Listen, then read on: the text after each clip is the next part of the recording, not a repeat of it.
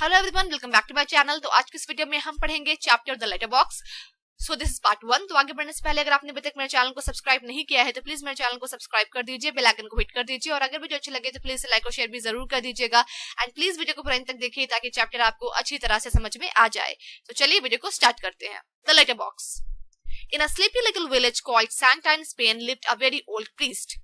Sleepy means quiet and peaceful. तो Spain में एक छोटा सा विलेज था जिसका नाम था सैंटा। वो विलेज बहुत ही स्लीपी था, बहुत क्वाइट था, बहुत पीसफुल था और उस विलेज में एक बहुत ही ओल्ड प्रीस्ट रहते थे। प्रीस्ट मींस पुजारी या फिर चर्च के जो फादर होते हैं उन्हें प्रीस्ट कहते हैं। His cottage was near the church and right in the middle of a big orchard. और उनका जो कॉटेज था वो चर्च के बगल में था और एक बड़े से ऑर्चर्ड के बिल्कुल बीचों बीच था। ऑर्चर्ड मींस बगीचा, वैसी जगह, वैसा ओपन स्पेस जहां पर बहुत सारे पेड़ होते हैं, फ्रूट्स के जो पेड़ होते हैं उन्हें बगीचा कहते हैं। Here the cherries ripened in May and the currants often earlier, and in August usually you could not pass by without breathing the heavy scent of the melons. Currants, a type of a berry. Berry की तरह ही कोई एक fruit होता है जिसे currents कहते हैं। तो ये जो ऑर्चर्ड था, इस ऑर्चर्ड में बहुत सारे फ्रूट्स के ट्रीज थे। तो इस ऑर्चर्ड में चेरीज जो है वो मई में ही पक जाते थे, राइप हो जाते थे, और करेंट्स जो है वो थोड़ा पहले ही राइप हो जाते थे। और अगस्त में अगर आप इस बिग ऑर्चर्ड के बगल से गुजरोगे तो आपको मेलन्स का बहुत ही हेवी स्मेल आएगा। अगर आप यूजुअली इस ऑर्चर्ड के पास से गुजरोगे अगस्त में तो आपको मेलन्स का बहुत ही ज्यादा हेवी स्मेल आएगा। The boys and girls of the village help themselves to a big share of fruits from the orchard. Share means portion, हिस्सा। तो उस विलेज के जो बॉयज और गर्ल्स थे वो उस ऑर्चर्ड से, फ्रूट्स के जो बहुत सारे ट्रीज थे वहां से बहुत सारे फ्रूट्स जो है वो खाते थे। But the biggest share was eaten by the birds, the black birds who lived there very comfortably all the year and sang in return the best they could. Black birds means black song birds. Black colour की जो song birds होती हैं जो कि बहुत ही sweet voice में गाना गाती हैं उन्हें ब्लैक बर्ड्स कहते हैं। तो वो जो बिग ऑर्चर्ड था वहां से जो विलेज के बॉयज एंड गर्ल्स थे वो फ्रूट्स लेते थे, खाते थे, लेकिन सबसे बड़ा शेयर जो होता था वो किनका होता था?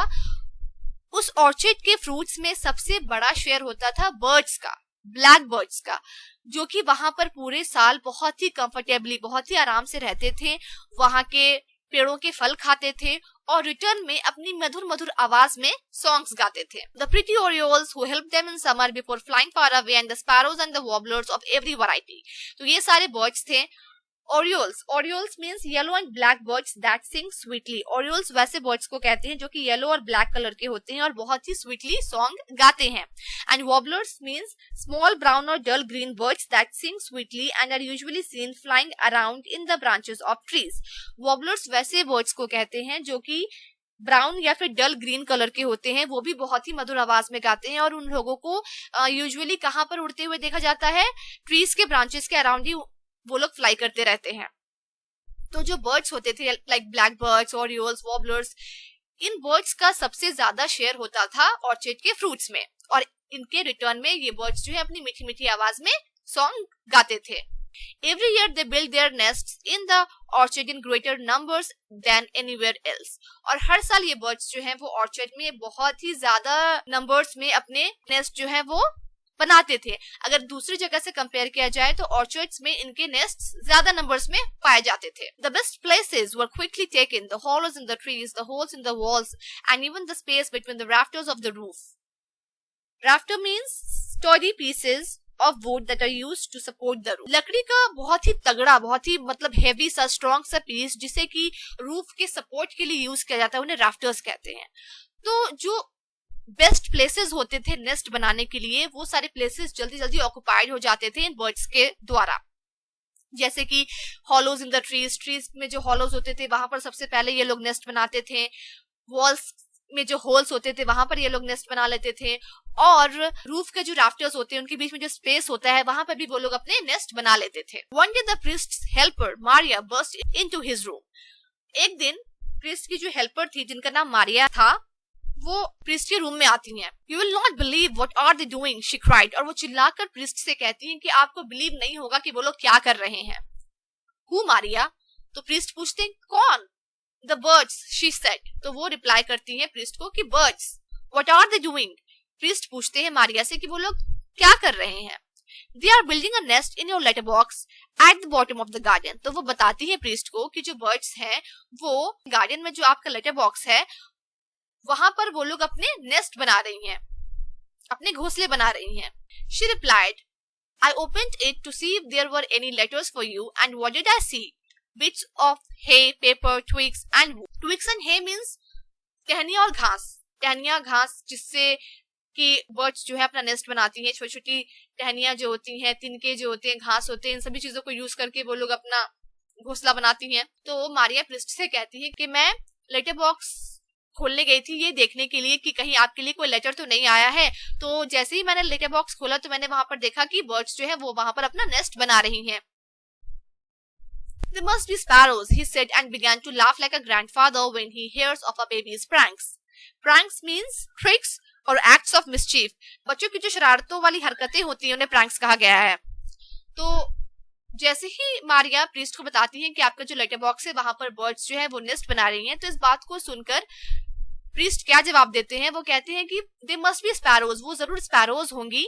और ये बोलकर वो हंसने लगते हैं इस तरह से जैसे कि कोई ग्रैंडफादर अपने ग्रैंड चिल्ड्रन की किसी प्रैंक पर हंसता है. He hurried off to look inside the letter box, और वो जल्दी से लेटर बॉक्स के पास जाते हैं देखने के लिए. There he saw two busy brown sparrows. They are building their nest. तो वहाँ वो क्या देखते हैं कि दो ब्राउन स्पैरोज हैं जो कि अपने घोंसले बनाने में बहुत ही बिजी हैं. I know you my little ones, smiled the priest. और उन्हें देखकर हंसते हुए प्रीस्ट कहते हैं कि my little ones, मैं तुम लोगों को जानता हूँ.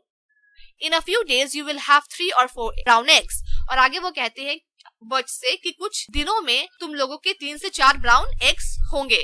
When the eggs hatch you will need 3 weeks to bring up your family.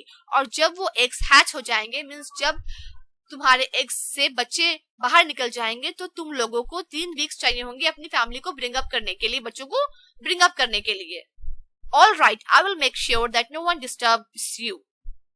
उसके बाद वो प्रीस्ट बर्ड से कहते हैं कि ऑल राइट, मैं इस बात का ध्यान रखूंगा कि तुम लोगों को कोई भी डिस्टर्ब ना करे. The old priest carefully locked the letter box and left instructions that it must not be disturbed.